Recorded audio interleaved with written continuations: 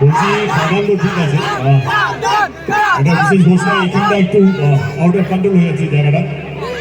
Request করবো সবাইকে কেউ ধাক্কা যাতে না দেয়, হাত জোর সবাই রিকোয়েস্ট করবো। আমি জানি ভালোবাসা একদম এতটা ভালোবাসা যে কোনো শিল্পীর জন্য খুবই দরকার, কিন্তু আপনাদের সুস্থ থাকাটাও আমাদের জন্য দরকার। অনেক বাচ্চারা এসছেন, অনেক মহিলারা এসছেন, অনেক বন্ধু বান্ধবরা এসছেন, অনেক দুজনেও দেখতে পাচ্ছি ভিড়ের মধ্যে। তো প্লিজ আমি জানি উত্তেজনা খুব ভালো, কিন্তু কারো ক্ষতি যাতে না হয়, কারো জন্য কোনো আহত যাতে না হয়, সেটা আপনাদের দায়িত্ব। খুব ভালো লাগলো আপনারা এসছেন, থ্যাংক ইউ সো মাচ। ওকে ভাই, এখানে আমাদের ছেলেরা ভীষণ ভালোবাসে দেবকে আমি জানি, কিন্তু মেয়েরা বড্ড ভালোবাসে।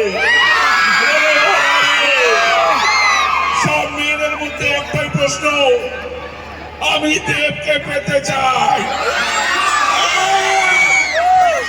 বাবা, সবার প্রশ্ন দেব কবে বিয়ে করছে, আর সেটা কি আমাকে করছে?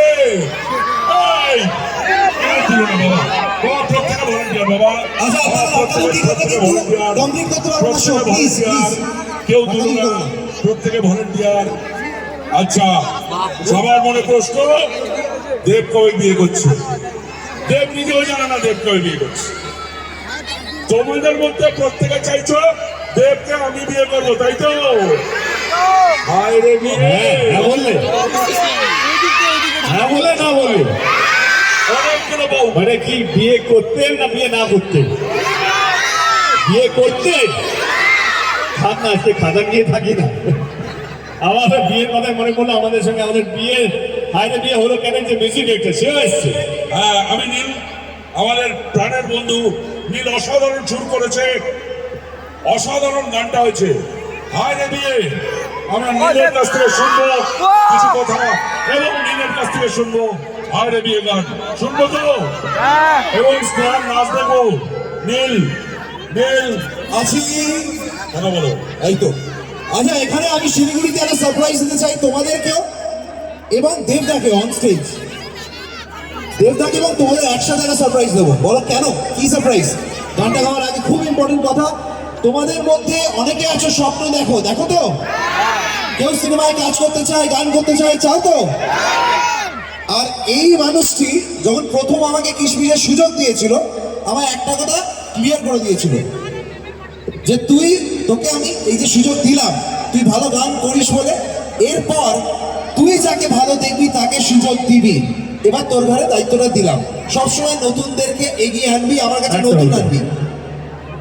সো এই দায়িত্বটা করতে করতে আজকে দেবদাকে আমি এখানে সারপ্রাইজ দেবো। হায় রে বিয়ে হলো কেন যখন প্রথম আমরা তৈরি করেছিলাম, তখন ফিমেল পার্টটা একটা মেয়ে গায়, সেই মেয়েটি আবার কালকে যে গানটা আসবে তাতেও পার্ট রয়েছে। আর এই মেয়েটি শিলিগুড়ির মেয়ে, শিলিগুড়ির মেয়ে যে আমাদের সাথে স্টেজে এখন আছে। দেবদা, I want to introduce her to you. Come, very talented girl, এখানেই থাকে।